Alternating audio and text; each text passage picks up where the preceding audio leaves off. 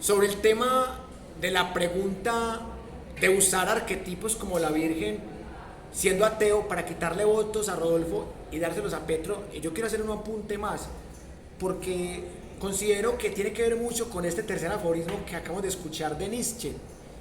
Tiene que ver mucho con el rebaño, porque construir un rebaño es algo que va en contravía del pensamiento crítico.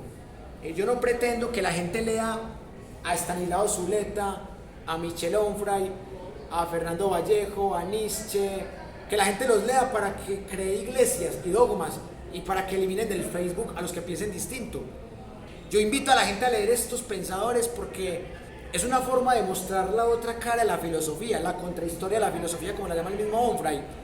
Entonces, también es importante la autocrítica. Y totalmente, cuando se trata del poder, ahí lo que reina es la voluntad. Y la voluntad que teníamos era bajar el uribismo del poder. Y con tal de bajar el uribismo del poder, o sea, cualquiera que hubiese llegado con ese discurso como el que llegó Petro, cualquiera hubiera ganado. Cualquiera hubiera ganado, porque tenía mucho cansancio con el uribismo. Si Francia Márquez hubiese sido la que pasara como la candidata del pacto histórico, yo estoy casi seguro que igual el resultado hubiera sido el mismo, porque la gente estaba cansada ya. Es más, puede ser más efectivo decir que Petro era guerrillero a que Francia Márquez recibiera un subsidio. O sea, es que a Francia Márquez tenían menos formas de atacarla.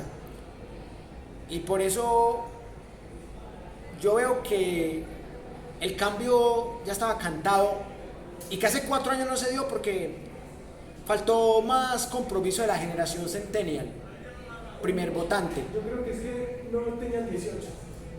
Lo que pasa es que la generación centennial tenía los 18 recién cumpliditos. Exacto, y es que la generación centennial es del 2000 para acá, o sea, apenas podían votar poquitos de la generación centennial. En cambio esta vez hay por lo menos unas cuantas millones de personas entre los 18 y los 22 que podían votar. Y esa gente para mí fue la que montó a Petro. O sea que no fue solamente un resentimiento contra el uribismo, fue también una generación que quiere un cambio y que no se identifica para nada con el uribismo. Y por eso quiero leerles desde esta versión de Panamericana, para que lo comparemos con la versión de Alianza Editorial. 3. El problema que planteo no es lo que reemplazará a la humanidad en la serie de los seres. El hombre es un final, sino qué tipo de hombre se debe criar. Se debe querer. Querer en el sentido de obtener algo, desear algo, no amar algo. Como más valioso, como más digno de vida, más seguro de un futuro. Este tipo de orden mayor ya ha existido con frecuencia, pero como un caso del azar, como una excepción, jamás como deseado. Más bien, él ha sido lo más temido, ha sido hasta ahora casi lo temible, y del temor se deseó, se crió, se logró el tipo contrario, el animal doméstico, el animal de rebaño, el animal hombre enfermo, el cristiano. Este tercer aforismo del anticristo se puede comparar con la metamorfosis del espíritu del Zaratustra, en donde Nietzsche habla de 3 momentos del espíritu. El espíritu que obedece, que es el camello, que es este mismo, el que está adoctrinado. El espíritu del león, que es el que todo lo quiere tumbar. Y el espíritu del niño, que niño en la filosofía de Nietzsche significa el que olvida, y al olvidar no tiene resentimiento, y al no tener resentimiento tiene todo el escenario y la posibilidad de crear, y no solamente crear arte, sino crear vida. Y yo siento que Colombia está en un escenario de esas 3 metamorfosis del espíritu de las que habla Nietzsche. O sea, Colombia viene de un uribista que creó un rebaño. Un Uribe que creó el uribismo y creó un rebaño. Y ese rebaño uribista se ha ido desgastando. Y ese rebaño ya está pasado de moda. Es una generación que estaba cansada de Gaviria, de Samper y de Pastrana. Esa generación que montó a Uribe también estaba cansada de los últimos 3 presidentes. Estaba cansada de la privatización de César Gaviria. Estaba cansada del narcotráfico que montó a Samper con el proceso 8000, como el cartel de Cali montó a Samper. Estaba cansada del fracaso de Pastrana en el Caguán con las guerrillas. Estaba cansada de las guerrillas, de las pescas milagrosas. Y esa generación montó a Uribe 2 veces. Ahora, esta generación centennial monta a Petro.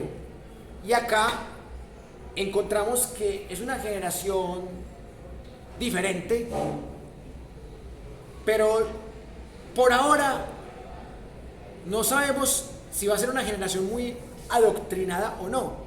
Eso lo veremos en el transcurso del gobierno de Petro.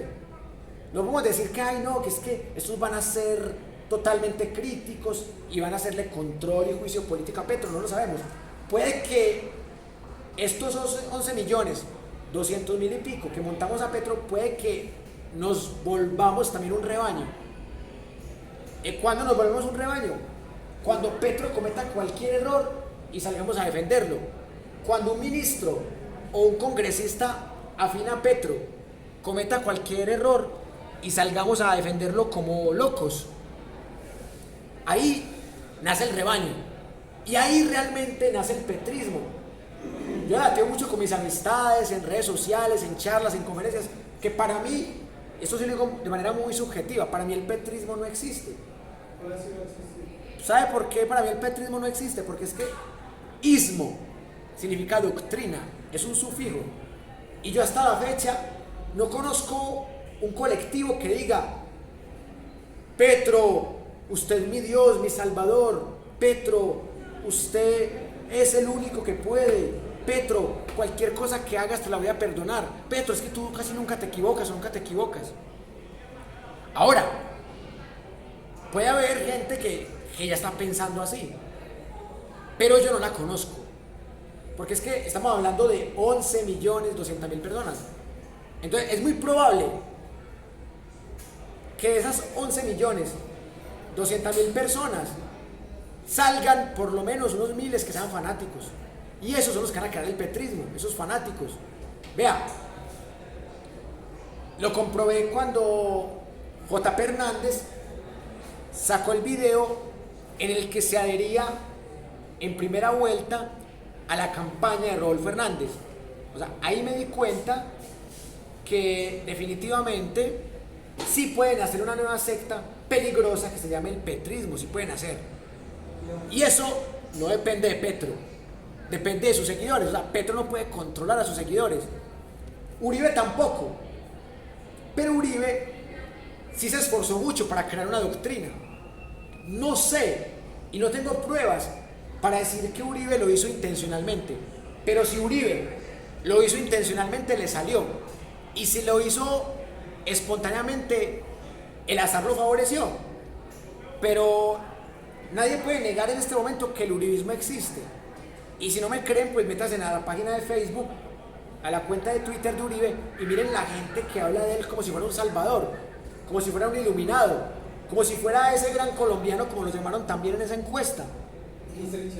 Entonces, el uribismo es un rebaño que ya lleva 20 años. El petrismo ya puede ser un rebaño que están haciendo, pero que en 4 años, o quizás en 2 o en 1, podamos tener los sustratos y los argumentos suficientes para decir, en efecto, el petrismo también nació y es muy parecido al uribismo. Entonces ahí yo diría que puede pasar eso. Igual también puede darse otro escenario, un escenario en donde se mantenga una serie de personas que dicen: Yo a Petro no le voy a alcahuetear nada. Si Petro no me cumple con esta promesa de educación o de salud, le hago paro. Y yo quiero ver, y me muero de las ganas por ver, cómo van a ser las protestas sociales y de los antipetro, porque hay antipetro que no son uribistas. ¿Cómo va a ser la protesta de ellos? ¿Y qué va a jugar ahí el SMAT? Si va a seguir existiendo el SMAT o no, eso está como en duda.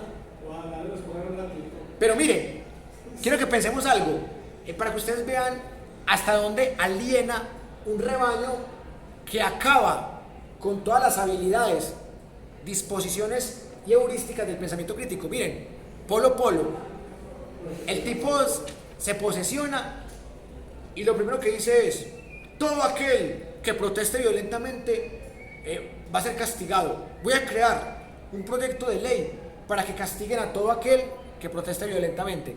¿Entendés? O sea, él dijo que iba a ir al Congreso a ser el mayor opositor de Petro, pero su primer proyecto de ley, que seguramente no lo van a elegir, es un proyecto de ley que favorece a Petro.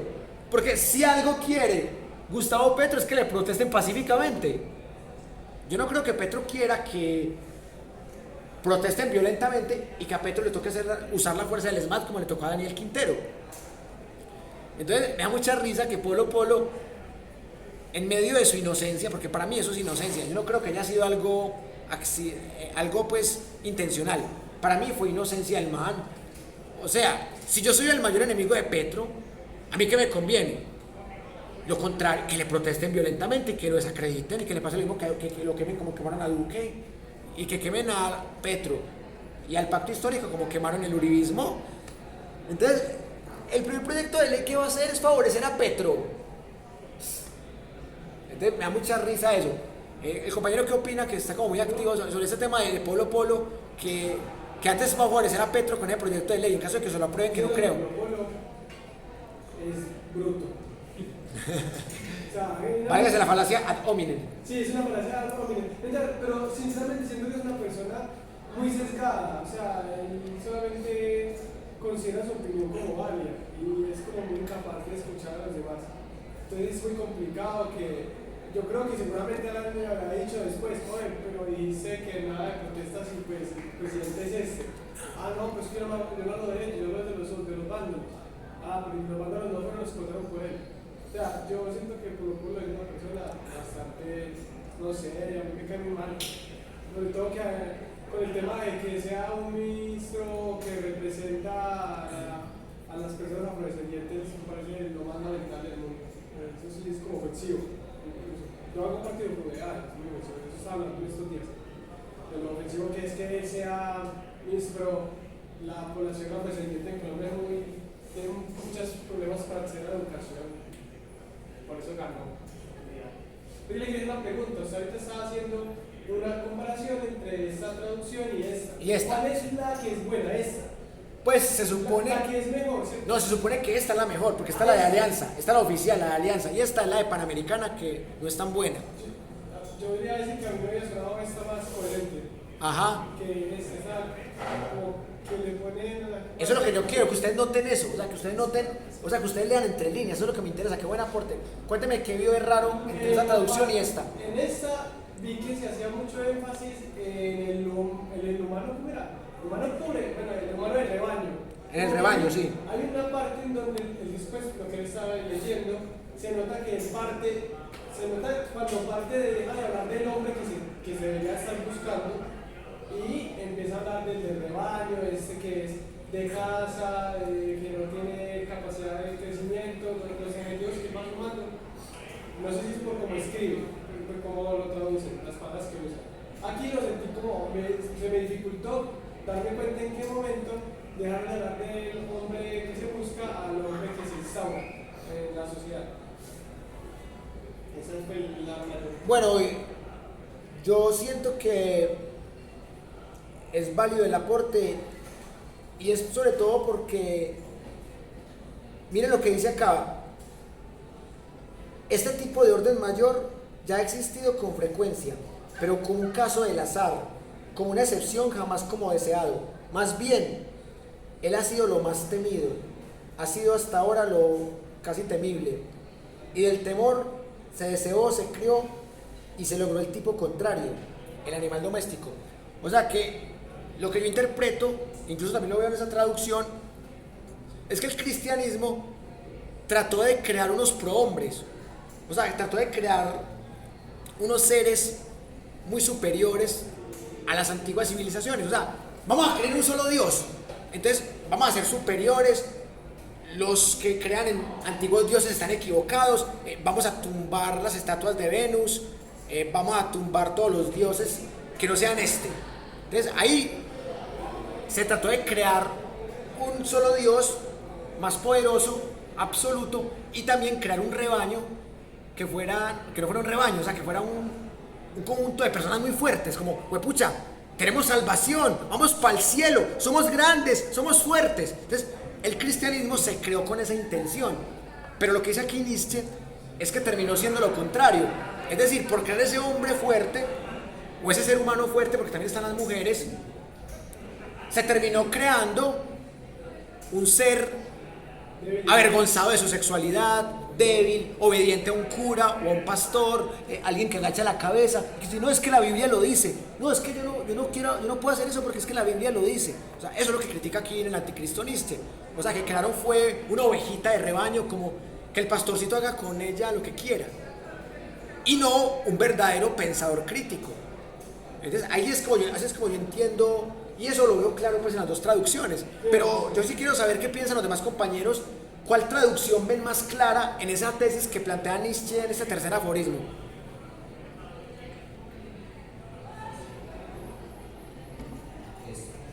A usted le parece más clara esta, ¿cierto?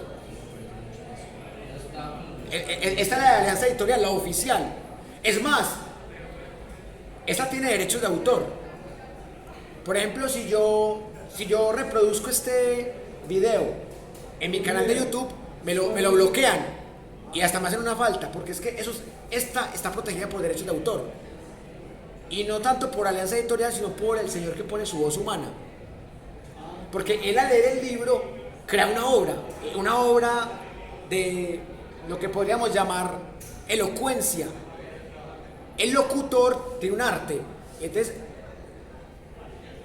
se respeta tanto el creador original de la obra como el intérprete. Pues, por ejemplo, a mí me da mucha rabia, y por eso es que en mis clases casi no volví a poner música, porque me da mucha rabia, porque uno pone una melodía de Beethoven, de Mozart, de Vivaldi, de Bach, y una filarmónica que la tocó hace 20 años dice que es dueña de esa obra.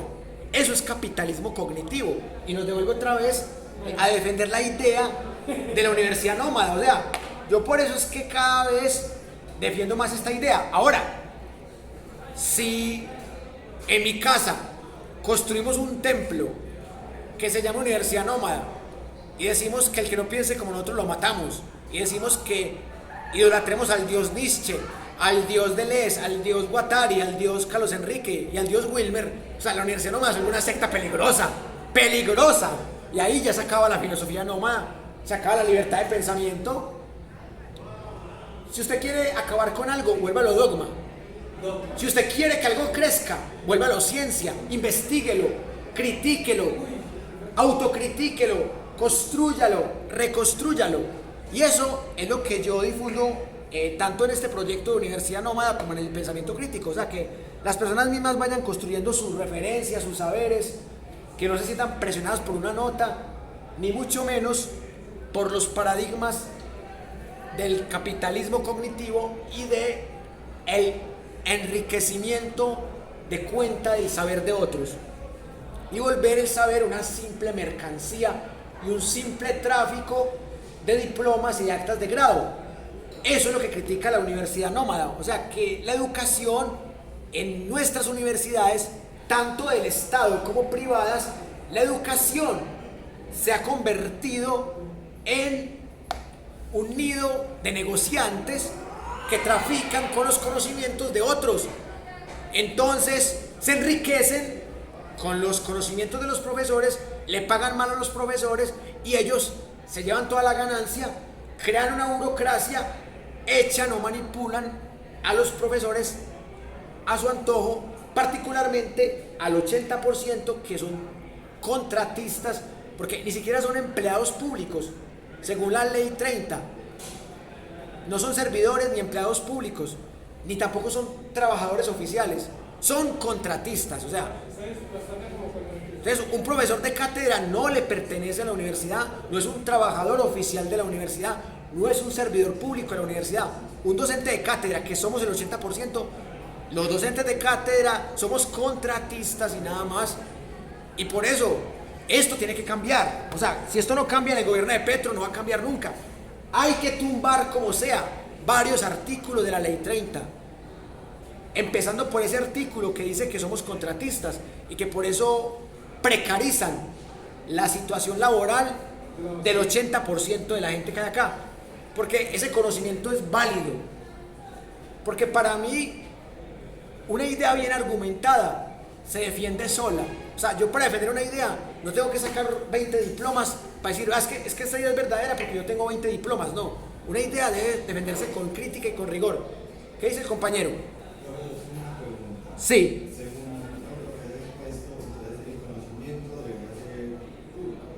Público, totalmente público, sí. Pero si digamos, yo o alguien Sí, desarrollo un nuevo conocimiento, sí, y por voluntad, lo que sea, no Sí. quiere compartirlo, comunicarlo, Sí. darlo a libre uso, sí. entonces se debería obligar a la persona a entregar ese conocimiento personal.